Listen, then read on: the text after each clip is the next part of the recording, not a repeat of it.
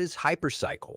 HyperCycle enables AI systems to communicate and collaborate efficiently. Currently, this process is slow and costly. HyperCycle improves this by offering a secure global connection system with verifiable identities without depending on centralized parties. It provides a safe platform for AI to interact directly without intermediaries. For more information, go to hypercycle.ai.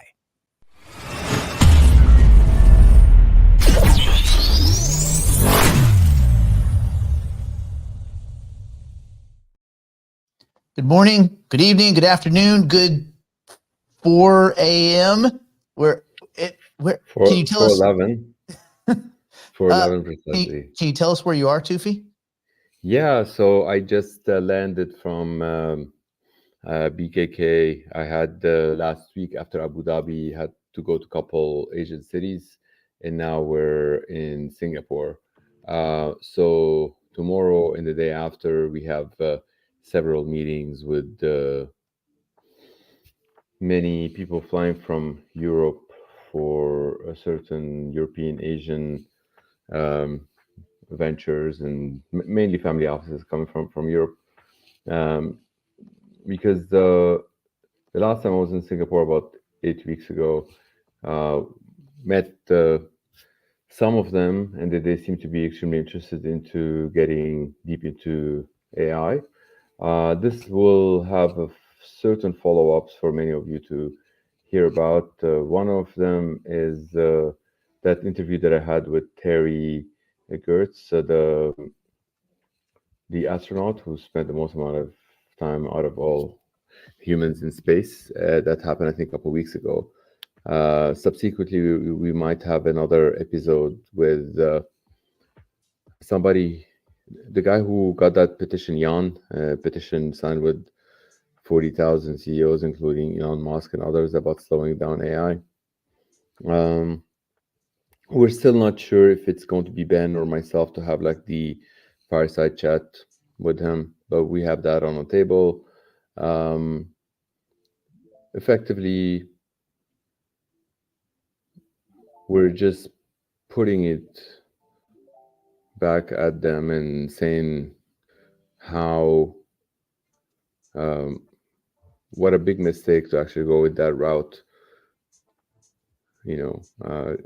Going around getting a petition to slow down the AI progress because you're fearing the AI, even if you were to be right and you were to be successful, the ones that they are going to join this initiative, if they are malicious, they're going to pretend to join it, and they're not going to slow down.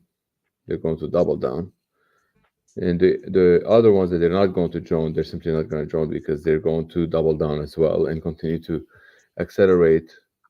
So only those that they believe that this could be malicious might join those initiatives and slow down and start slowing down progress between all the good ones, where all the bad ones will start accelerating towards getting to AGI. Like, that's the most dangerous thing that somebody can do, and they're doing it. And it's like, is this like a form of AI woke signaling, like kind of virtue signaling in AI? Because my guess is the Russians don't care, the Chinese don't care, the North Koreans don't care.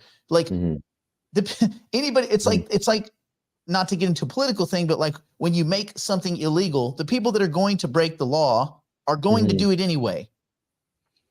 Right. And even the people that agree with it, not all of them are going to follow it. So it's just, that always seemed kind of silly to me.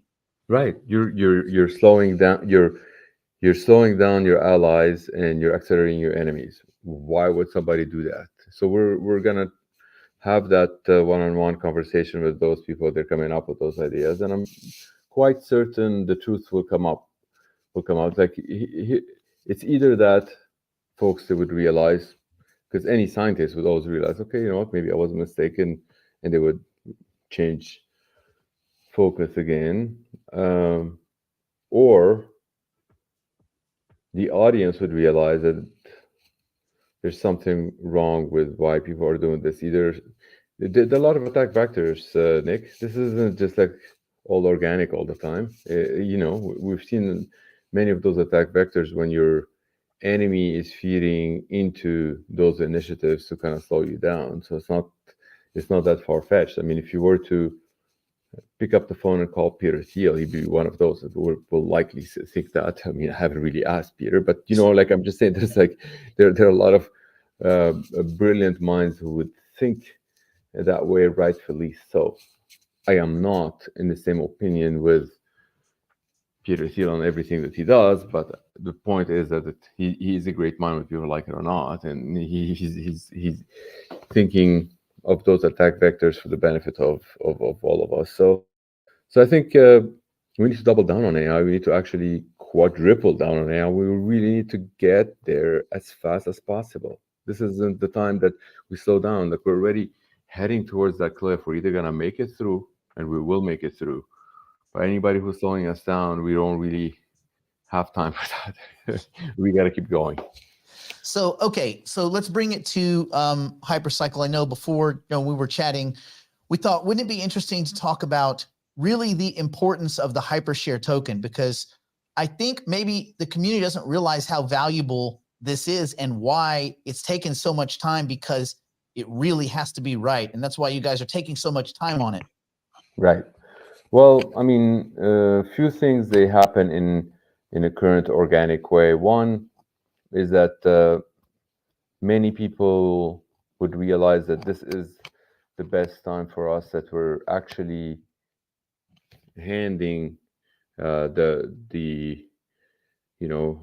you've heard us saying before, like, there are about 3,600 owners of HYPC, and the current numbers about like 4,800. So it's growing, but handing them and letting them do whatever they want to do with those things will put us in a very good position, because the doubters on the bus that's going to slow down everyone else, you probably want to give them an out before the bus make it to the other side, because on the other side, we truly have a lot of work on that island to build what we're trying to build.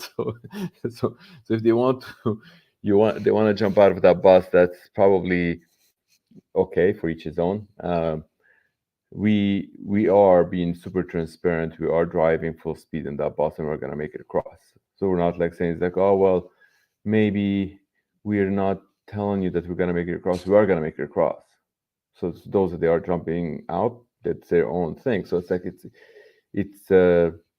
okay. It's actually good for many of us, because we moved from 3,600 owners to 4,800. That means there's brand new 1,200 owners that they came in because of those that they're actually jumping out. So if you think about it from that perspective, what we are approaching is a time that we have that marriage enabled to everybody. That marriage is extremely powerful. That is called the AI marriage. We call it the AI marriage for many reasons. If you have a farm and you want to breed, you need to have the male and the female, and you're going to put them together, and that's how you can have like the offsprings and whatnot. This is at a very molecular level. It's almost similar. It will eventually get to a much more complex and sophisticated level. But the current state of what we're enabling you, if you have 1024 HYPC and you have one license, you're able to own that entity, that marriage certificate. That from that point on, you will own and earn that wealth creation that happens to it. You own the actual rev share and all of these things. Sure, you might take one piece of the rev share, because remember, you have the R token and the W token. Why do you have those two?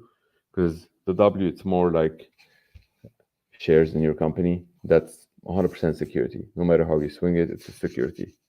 Okay, maybe some laws in some countries, they say it's not security. I don't know them. All I know is that like this is considered security. So if you want to sell those, comply with security laws, do it legally. That's totally cool. The R tokens, all revenue. How you split the revenue. Now, when you own those two, you will have 100% ownership of everything, and you have the ability to take your R and give them to software developer, because they're giving you AI, or trade them or give them to like some gaming company that wants to run some AI or whatnot, so they can give some computation, the AI to you, and then there's always like the rev share that can be split automatically. It reduces all the friction of having middlemen to take care of like that split. I get 25%. Well, take 25% of the R tokens. Easy peasy. The revenue will go automatically to you. So Nick, I mean, think about this. This isn't like a business that you're going to own by doing some additional effort. You don't have to do any effort. You have the 1024 and you have the actual license. You use that tool, you put them together, and they give you the other one. You can come back the other way. So it's not like, oh, you burned them. No. You feel like you don't want to do it anymore. You want to divorce, you can divorce, no problem. It's only companies and projects with a very high confidence, they always provide you with the bridge back and forth. And that's what we do. We don't want to go one direction. And because we're confident that if you're happy there, you're happy. You're not going to come back, right? But if you're not, why would we want to keep you unhappy?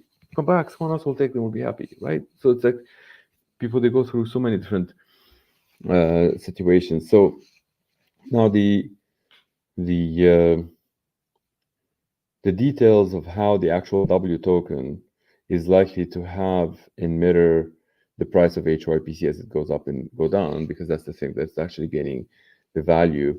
So effectively, you end up with a situation where you own a thing that is still kind of liquid, but at the same time, you're getting that value appreciation, because if you put it in proper machine for proper tilling, you will gain value. You might have some skills in software to do it yourself, or you might give it to some folks that you believe that they're capable of doing it. Either way, that is real work. The same way, the metaphor we use, think of like the HYPC as like a piece of land. Think of the license as if like the franchise license for Walmart. So if you have the franchise, you have the land. Is that sufficient? Of course not. You still need to do some work, but they are both necessary to have a Walmart. You need the land and you need the franchise. By the way, I don't know if Walmart actually do franchise, but hypothetically speaking, it's like so if you have those two, then you need to hire a good management company. You need to make sure that that store is always keeping the produce fresh and all of the stuff. Otherwise, clients, they will come in once, they will never come again. So, but if you're taking care of those two things, the civilization that we live in created this before electricity. The wealth that gets created in there, the value of those two appreciates. It belongs to you. That's the beauty of what we've done with that 1155. Tufi, do you think that people that are, because I follow the chats pretty consistently, and there's a lot of people that are just thinking, well, it's enough to have the licenses or it's enough to have the tokens. Can you talk a little bit on why there's just much more value and there will be a necessity to marry the tokens and spin off the HyperShare token? Right. I mean, we were trying to actually get the tilling early enough just so we can enable folks who have some retroactive proof, because when time passes, you can't bring it back. So we did that, and we're super glad that we did that. But there's a finite amount of how many of those tokens they came in from DDP and others. So we're going to stick back to the plan. The plan is not like, hey, we are a company, we're going to do tilling for everybody. That was never the plan. That was like more a nice surprise that we did it, and it would be it wouldn't be the right thing for example, imagine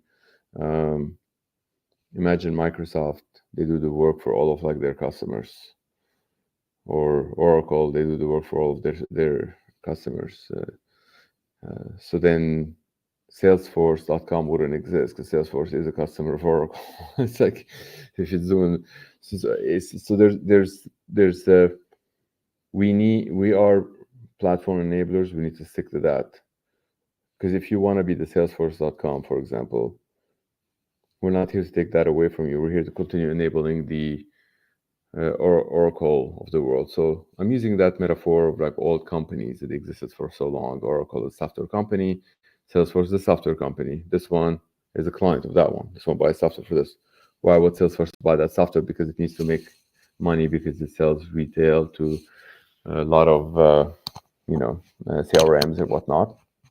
So that's what we do here with HyperCycle. We provide the capability for any business to make money. So if we're providing that, but you're one of us, you're partaking in that, building this ecosystem together, you're owning the HYPC, owning the license, and putting that marriage, you are to benefit from those creations. So you might choose that you want to give those to to Benioff to create another Salesforce.com. If you do that, then the wealth creation belongs to you. Now, of course, you might want to pay Benioff something, but you're getting a business that it has all the capabilities. See how powerful this is? Nick, this is huge. Like, this is basically, you're taking a piece of that, and then you have 512, if you take the master, you have 512 of those little babies, each and every one of them, they have the ability to unlock 10 times. Remember, we changed the term because people confuse the split with the unlock. If you own a master license, you have 512. You can split them anytime you want. You split them, you marry them, you do whatever you want. But if you get to that level of 1024, those, over time, they need certain proof of uptime, proof of reputation, proof of computation. You're speaking of at the single node license level at this point. Correct. Right. Correct. So now when you have the actual marriage, the marriage itself has the capability of doing that too, but you still have the marriage certificate of the entire 1024, or you have the entire marriage certificate for 512 of those 1024. So what, just to put things in perspective, if you are successful in powering the future Mark Benioff in whatever the future look like in those things, how many nodes would Mark be able to run? For master node, Mark would be able to have 524,288. In that 10 years, there's so much wealth creation created into this franchise or whatnot, that's why Salesforce.com is worth a lot of money. So it's not only that the revenue is powerful, that to run that operation and grow it, the wealth creation is thought out to be provided back to the owner of that. So it seems to resonate with folks more. The more we use the metaphor, HYPC is like the land, the other one is like the franchise. The license is like you have the license is like you have the franchise, the software license, like you have the franchise license, and the HYPC is like you have the land, effectively. So just kind of to put a button on that, there is going to be a point where the era of the free tilling ends. You will have to marry the tokens to the licenses. It might be tomorrow. It might be next week.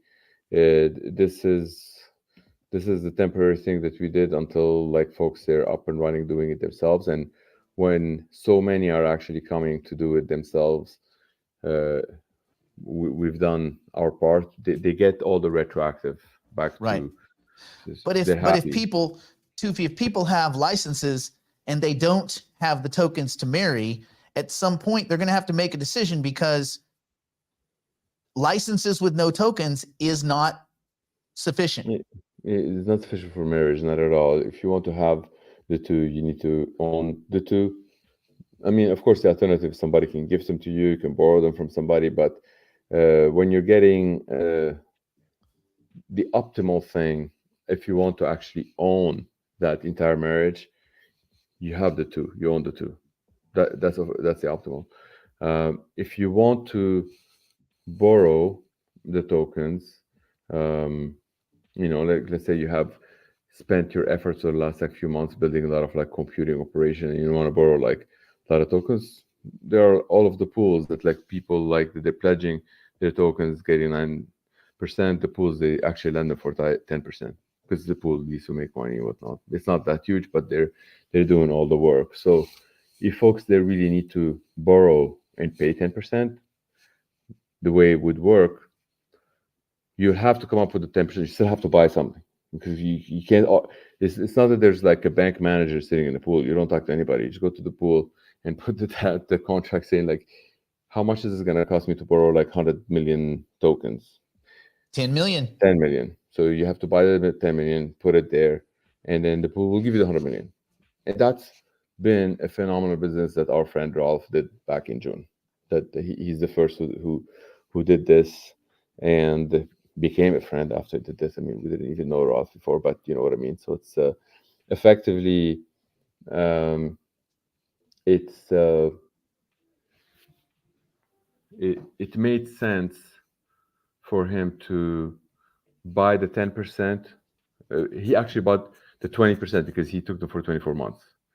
So 10%, 10%. So he put like I think 20,000 tokens, received 100,000, plugged 100,000 into his own tilling and started appreciating the value. Currently, he's just getting the wealth. He's not getting any revenue, but he did the math that the wealth alone for the next 6 months will give him some bump up. Makes sense. It makes Then sense. the revenue, Yep. right. So, it is gonna make sense to a lot of like the AI agents, not only to us human. Like anyone who's building AI is not gonna go and have his AI to call some computer that was turned off the entire time. It's just you'll wake up when you make the request. It's not right. But if Ralph's computer is providing like 380 million proofs that it's been up for the last 6 months, 380 million proofs, cryptographic proofs, so I'll be like, you know what? The chances are that if I were to go there and get back the results, I'm gonna get a 380 million. That's a lot, So that's why it is powerful to run those things, and the only way you can run them, you either borrow. Right now, remember we did the freebie that telling since October 1st, but going forward, if folks don't have that, they're either going to need to borrow them or you need to buy them. Otherwise, you're not going to be able to get that marriage. And we'll do some. You'll announce some official kind of line in the sand and say, hey, listen, from December X forward, there's no more retroactive tilling. Everybody starts fresh, something like that, right? So that everybody kind of knows exactly where they're at. Well, yeah, the way it's looking when we push that 11:55, it might be overnight that it actually happens. So I don't know if we will have this much time to tell folks, because when many people they're actually going to get all of those things activated, then they get that priority. Because remember, all the licenses that we sold, they're hungry for tokens. So if they go and take all of the tokens that are out there, then we cannot do the thing ourselves. Like how we're gonna do tilling? So we would need to borrow your tokens. We need to get it from somewhere. If we don't do that, if we don't follow the actual tokenomics and go to tokens that they are like, let's say, not vested and try to take them, then we break the whole thing. We cannot do that. That's why we had to work so hard into getting only the people that they have guaranteed vesting to have the capability of like trade that guaranteed vesting with a treasury guaranteed vesting that we already have, so then we can take free the native ones and not the ones that they're on Ethereum. They're still the same. They follow the same locking mechanism, if not more, from Ethereum perspective. So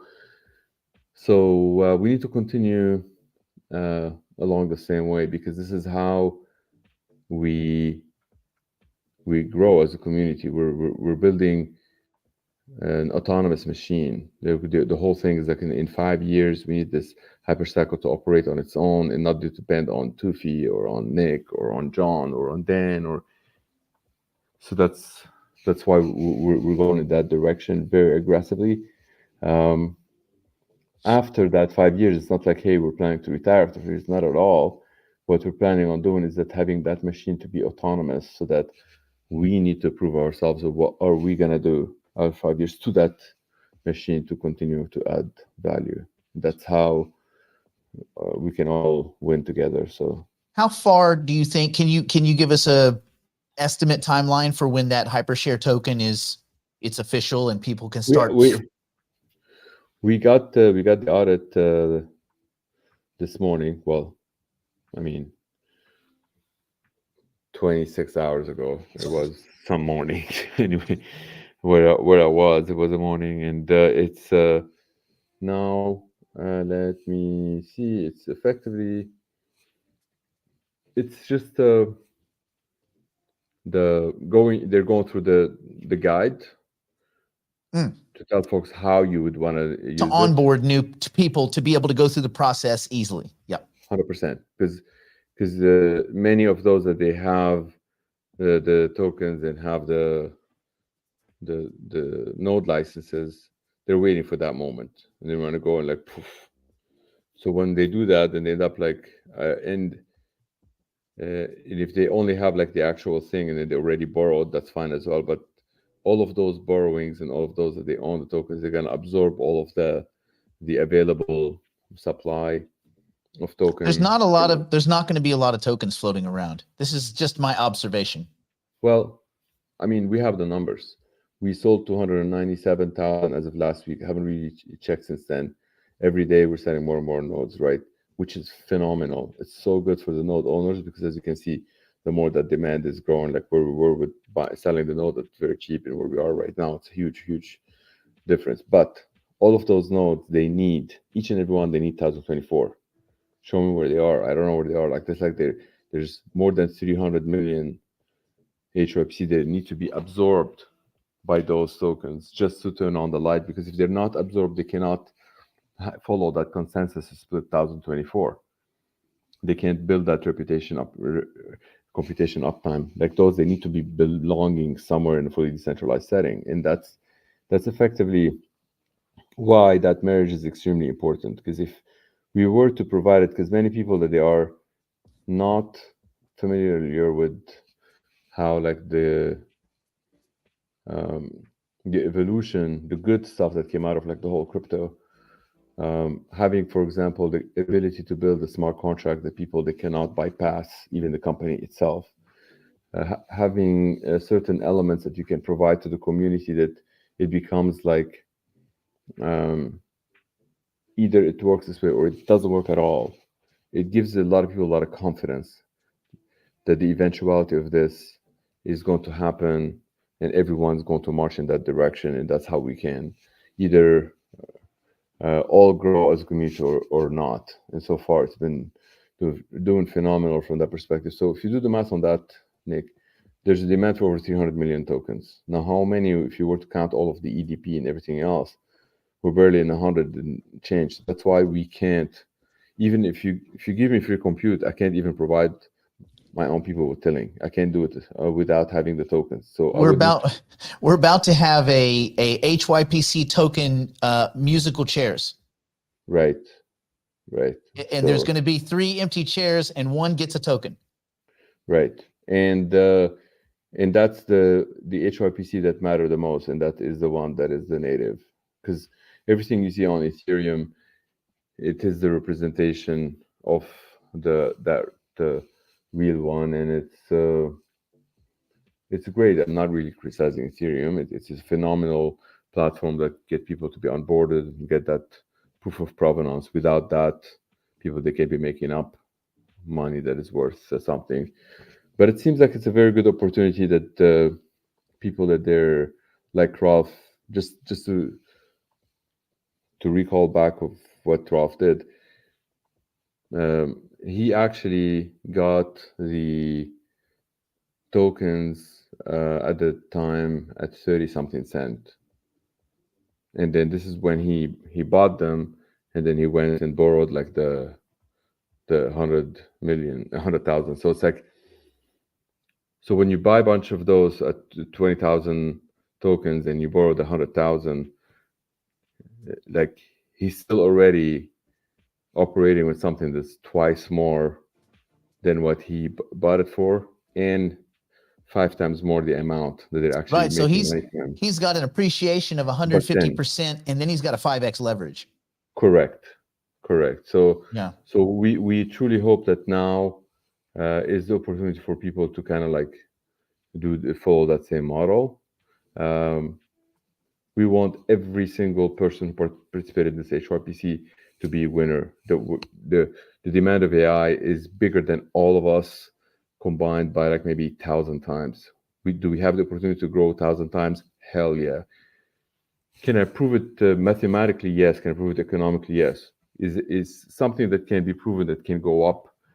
Does it make it immune from actually disappearing? Not at all. This is not what we're saying. But I have not seen anything that I can actually prove that it can get to that level of scalability. It doesn't. Like if you show me any platform that is out there, can it actually power every computer on the planet Earth? You know what they would tell you? Like even if you were to ask them, if the company itself or the founders or protocols, so they're like, yeah, well, if we change this, oh, by then we will have this other things, whatnot. Like they aren't even ready to power one single company in AI. Like this is how far they are, and I don't really see it. And I'm not really criticizing as if they should be doing that. Not at all. They're doing something else. I'm saying it is because it's an opportunity for us and HyperCycle to power them.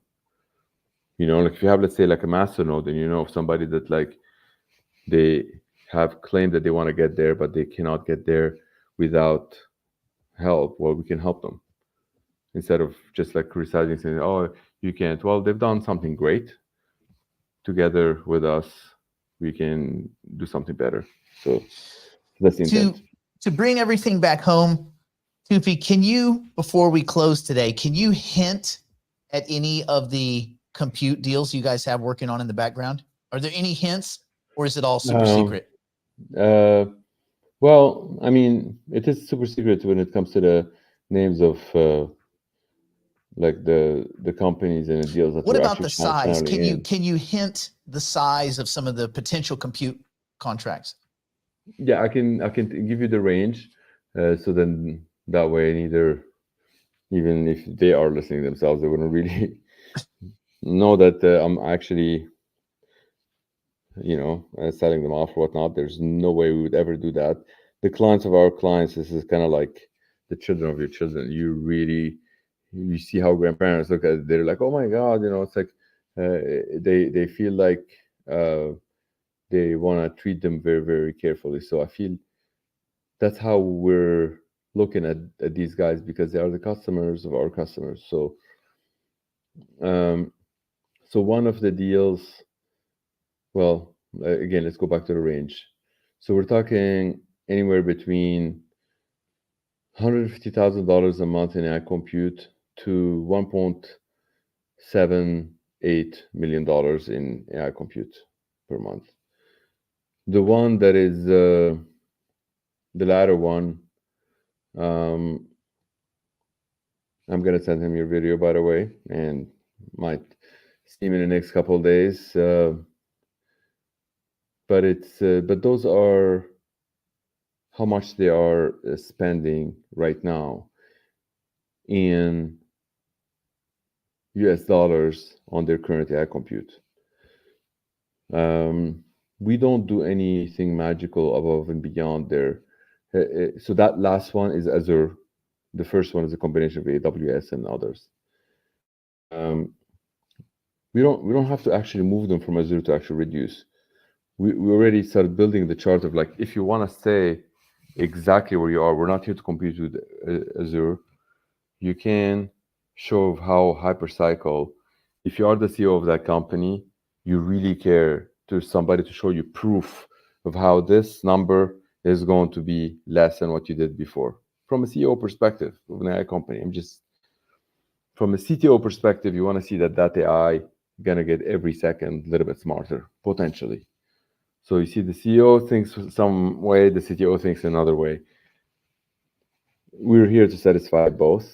So we feel like those software we've been selling and the nodes and the tokens and the marriage and all of these things, they're going to machines. And if these machines start getting that kind of AI compute early on, um, that proof that I'm actually talking about, it becomes available to everybody on the planet and not just to me and you and like a few of us. So it's like when it becomes factual, when it becomes something based on that's how much I used to spend, or I still spend this much, and I took 50% of my load and put the wrapper, hypercycle wrapper, around it, and then I'm spending this much. The people, they would care a lot about that. Now, of course, we're not about reducing cost. The tiny little elements, the way this actually happens, it enables those tiny little components to start making a little bit more money. By them making a little more money, it would resemble how like a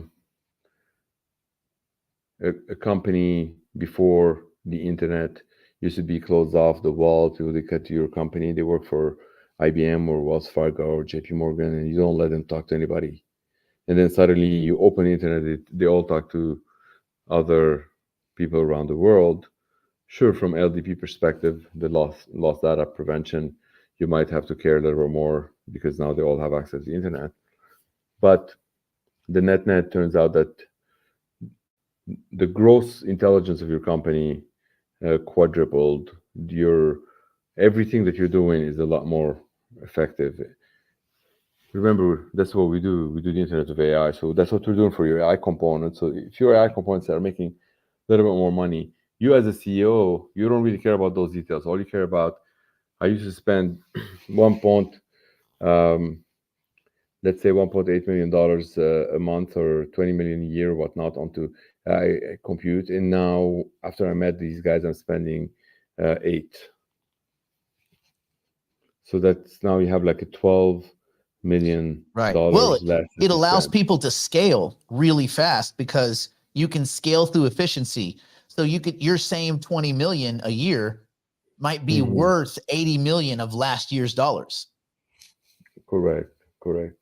And that's just like the benefit to the CEO. If you think of the CTO, how excited they get, I mean, it's a huge thing. Like if you enable the tiniest little components of your AI to start getting smarter over time, um, it's not like it's just like some magical things. There's some tuning that they need to do. Remember, we didn't say it's plug and play. Okay, the tuning that we're doing, some of our engineers working with some of their engineers. So then, as that AI machine is getting to service other machines, how it's actually also asking other machines about some information, how it's getting to prove certain level of intelligence it didn't have before, and therefore it's getting to increase its own level of intelligence because it has memory and it remembers what worked, what didn't, and so on and so forth. By remembering that, it's able to demonstrate as if it's smarter than it used to be. CTOs, they care about that a lot. That's their job, is increasing the accuracy on a daily basis. While the CEO, they will want to reduce the amount of money and increase the amount of compute. So, so that's size we're working on. Currently, anybody who cares about hypercycle, we just like urge and tell anybody that like if you know folks that they're spending more than $100,000 a month on AI compute, we have a golden opportunity that we are getting our engineers to do all the heavy lifting to kind of bridge them through all the gaps and provide them with that proof. They will have the proof. Just think about it, how powerful it is to that client. If they were to be raising money, it's going to help them. It's gonna even if they're not raising money, by them spending less, it's gonna help them. So now we have this golden opportunity because after we finish this and we provide the plug and play, they're on their own. They gotta do their own. It becomes just like a sales process. But from now until then, anyone who's truly spending this much, they start by showing us, look, this is how much I spend on compute per month, and I'm open-minded. I can turn the shift and shift somewhere else. We're like, we want to talk to you. We want to help you through that process. So I said this, I think, a little bit last week, Nick, and I'm saying it now. I must apologize in advance because the this community has been phenomenal. That I'm saying this, and I feel like by next week we might get overloaded and saturated with this. So then, if it's the week after, maybe weekend, we won't have the bandwidth. I kid you not. This is how it's been. It's like so. So right now, we have this amazing opportunity that we're putting it as top priority. And so far, I mean, you've known me for quite some time. How I get obsessed over bottlenecks becomes like the thing that doesn't matter what I'm doing. If it comes in front of us that we have to go and chase, that is the bottleneck for our customers right now, and we need to treat it with the utmost importance. So the 1155 is coming. The end of free tilling is just about here. Get tokens for your nodes. Don't leave the node licenses stranded. They can't make you revenue if they don't have tokens. Business clients are coming. And if you know anybody, if you can hear our voice and you know anybody, any company that's spending 100,000 or more per month on AI compute, send them to us. We will get our engineers to help onboard them and take the stress out. But that's not a forever offer. That's a until we get inundated offer. Right. Yeah, and we thank you in advance for listening. I mean, seriously, Nick, your audience has been phenomenal, very, very supportive. So I thank you for allowing me to share this, and I thank all the listeners of letting their neurons to be occupied with us and helping us into a lot of the things that we're working on. We work as a community and not individuals. So thank you. All my neurons are green now, Tufi. And that's the best color.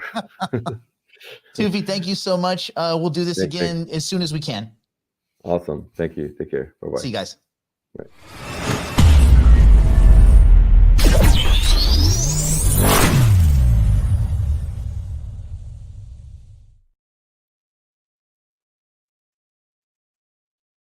Do you trust your crypto assets to centralized exchanges that actively sell your private information and front-run your trades? Would you like to buy and sell your assets without any middlemen, intermediaries, or robots? Do you like paying slippage, fees, and having the price go up as bots steal from you on low-liquidity decentralized exchanges? The solution is nodemarket.io. Set your guaranteed buy or sell price. No middlemen, no slippage, no bots, ever. Buy or sell 1, 10, or even 10 million tokens, and you never have to worry. OTC trades are between you and the seller or buyer, guaranteed by audited smart contracts and no human middlemen. Nodemarket.io.